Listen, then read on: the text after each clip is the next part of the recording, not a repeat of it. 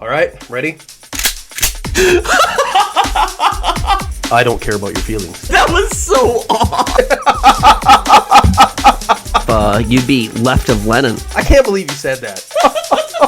Oh, jeez. You have no power here. What? Just two brothers. It's just two brothers. You know, we're talking about, you know, you can make those comparisons against the United States and China and you know, this the veiling of, oh, you know, take these pieces and that pieces, and well, where's the source of those pieces come from? Where's the source of that? You know, we're gonna look at the good things.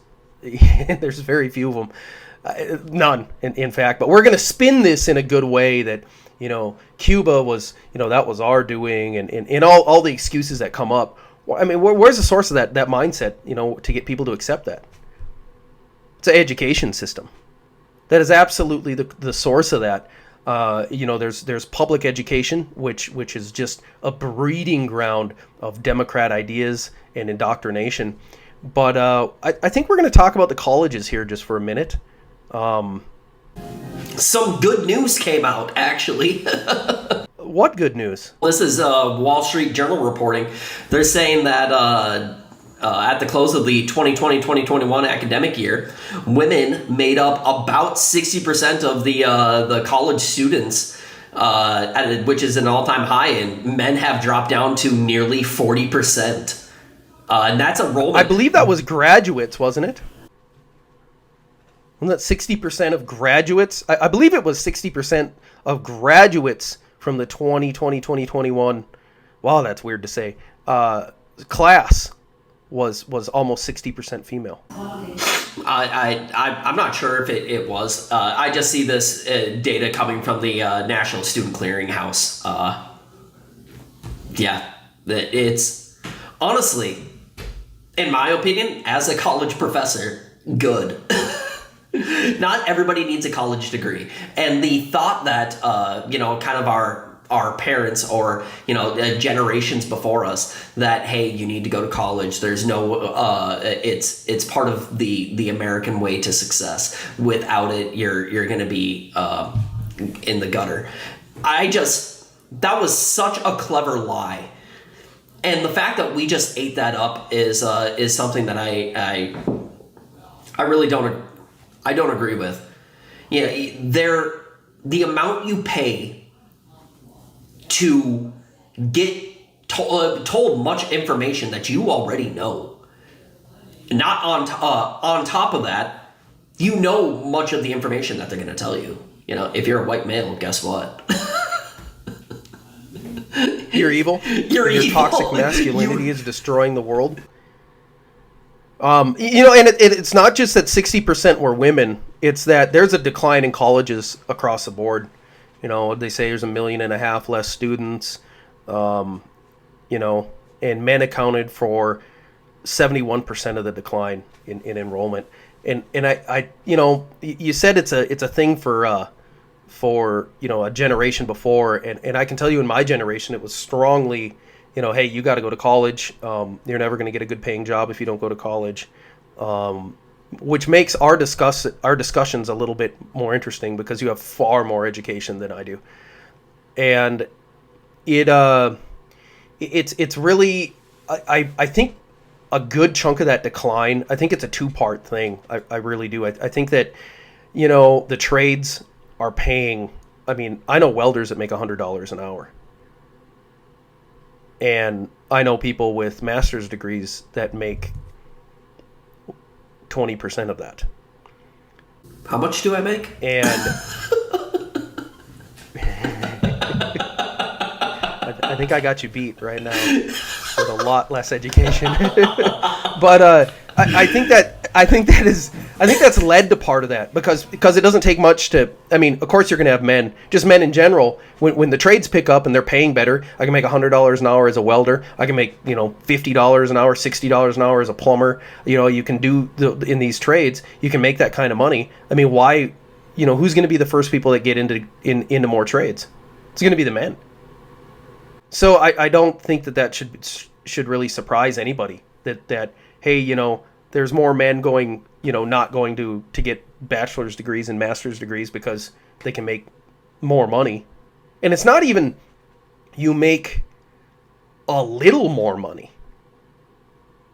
I mean, it's drastic. You know, like I said, you know, a plumber that makes $60 an hour, an electrician that makes that, he didn't spend $200,000 for a degree. You know, one of the things that we've talked about before is you know, I don't want to hit on any one group of people, but there's a real misconception on especially physical therapists. That's an expensive degree to get, and yeah, it's a good job, but man, they really don't make much compared to how expensive that degree is. I mean, it is very expensive. You know, $200,000 to make 80 grand a year, 90. The other problem is that you're limited. You're limited in the amount of money that you can make for the most part.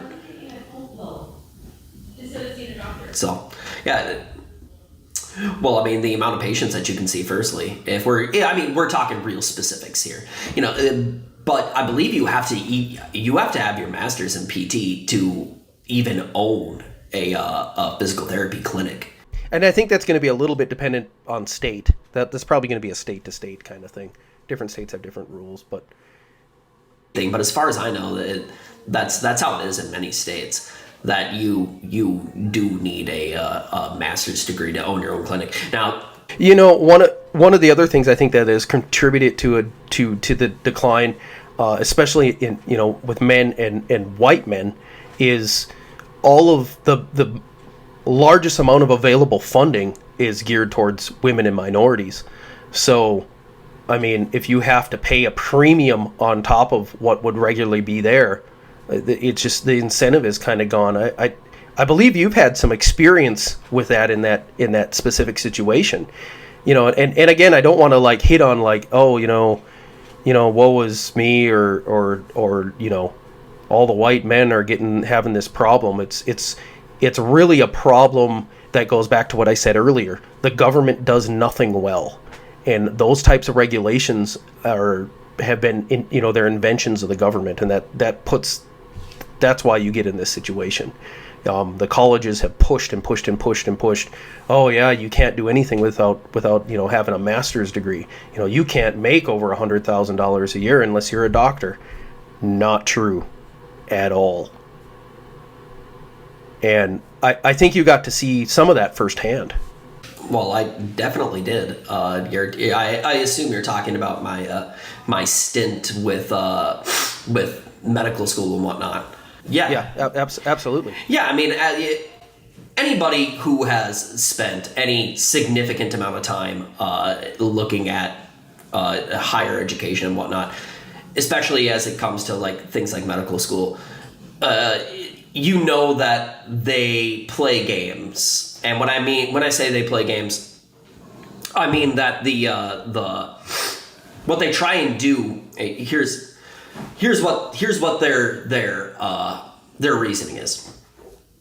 So these medical schools will try and say we need to have a population that within our school, within our student body, that mimics the population that we'll be serving. Okay, on the surface of that might make sense. You know, let's say your University of Minnesota Duluth. Okay, they're very they want people who will go there and stay there and work with the tribal communities. Okay, so that's kind of the population that they want to drag in. But the problem is that everyone knows this, and it's a joke amongst medical school applicants. We all know the game that they're playing. They want you to stay there. So I am gonna say whatever I have to get into the school. Oh yeah, do you know what really? When I was growing up, I wanted to go be a doctor in the Native community. Nothing against them, that just wasn't for me, but that's what I would tell a medical school because that's what they want. And they want that because they're trying to get this demographic that matches the population that they're trying to serve. The problem is, here's where theory meets reality. They have no control of where their doctors go after they've graduated. It's just the hard facts of it. And so that really then begs the question of, well, why is it not just merit-based? Because it isn't. Medical school and much school, higher education in general is not merit-based. Never was. Well, it was at one point.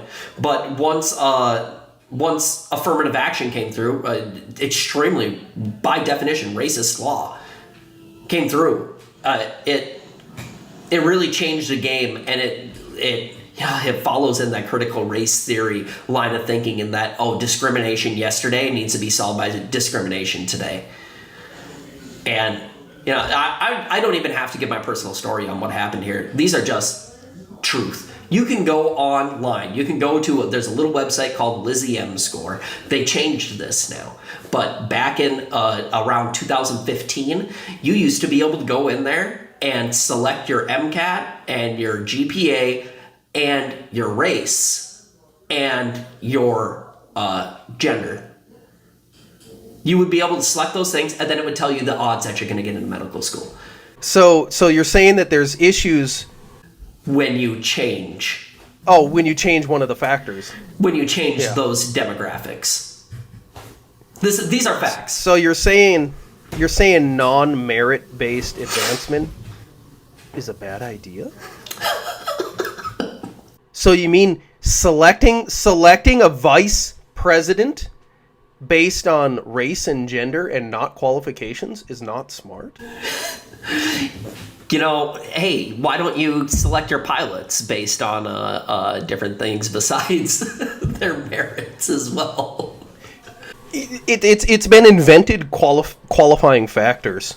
A while back, I think we had a discussion. I know we've had a discussion about this a while back, but I think I used an example of, okay, if you're getting onto an airplane, onto a commercial airplane in very adverse conditions, and they bring out two pilots. One of them has the best aviation degree from the best school. He was the number one guy. He is the genius. This kid has got it going on. Or you have a veteran that never really went to any sort of academy per se, but man, he could fly in some bad stuff. And he might not even have the health that younger guy has. But which one of them are you going to want to pilot that plane through that storm? You're going to want the guy that actually earned his merits. Especially when it gets based on arbitrary things that really have nothing to do with qualifications whatsoever. I mean, you literally said that people are completely lying about their own beliefs to try and get into medical school. I mean, think of how absurd that is. I mean, since when did the colleges see it in their own minds and their own, that it's their duty to change the dynamic of who's qualified to do something completely arbitrary to what their actual skill set is? That is insanity. That is insanity, and that is part of the leftist dream and the leftist agenda, and guess where the lefties are? I believe they're in education at roughly a 97-98% clip. Oh yeah, I mean, there's college professors that absolutely agree that, like these groups like Antifa and BLM, I mean, they're right from the colleges. I really think a lot of the problems that we have with this extreme leftism, and not even so much extreme leftism, is just the idea that enlightened people exclusively vote on a liberal platform is a problem that we have. It's especially a problem because parents have their children become educated. Now that's from when they're little kids through public school or private school, however you want to do it. I think the private schools do a better job of not having just mass uncontrolled liberalism being dumped onto their children. But I've seen it, you've seen it, people watching this show have seen it, that you have a good conservative student, they go to a liberal college, and they come out a leftist fruitcake. I was on the phone talking to a friend of mine here today, and he was telling me about this article he read where this guy went and spent $180,000 in gender studies, and now he's furious that because of capitalist America, he can't find a job. Well, what job is there? I mean, and you know what I said? I'm like, yeah, that's really confusing. That's about as confusing as figuring out what gender you are.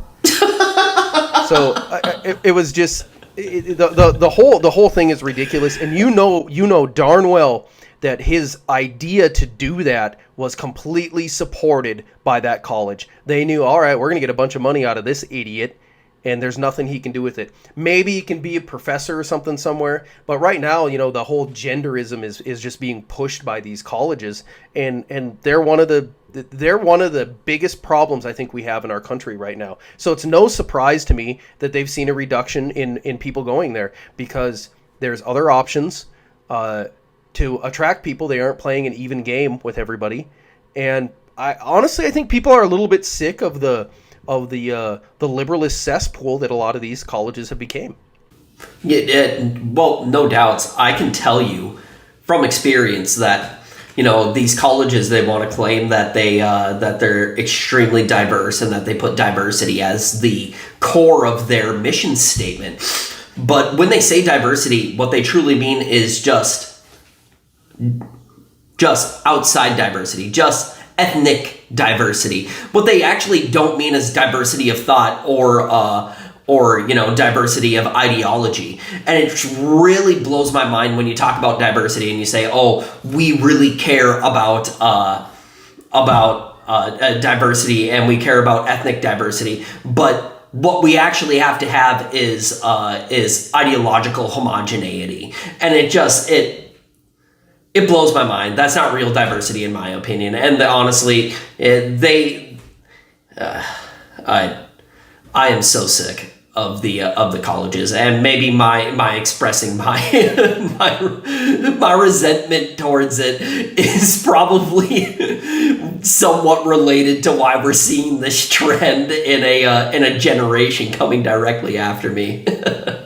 Oh, I absolutely agree with you. It's just like an investment firm saying that we have diverse investments. It's just a pile of mutual funds.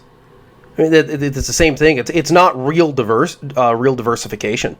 These people may look different, but they all think the exact same way. And we almost, it's getting to be that the thought police subject coming back up again.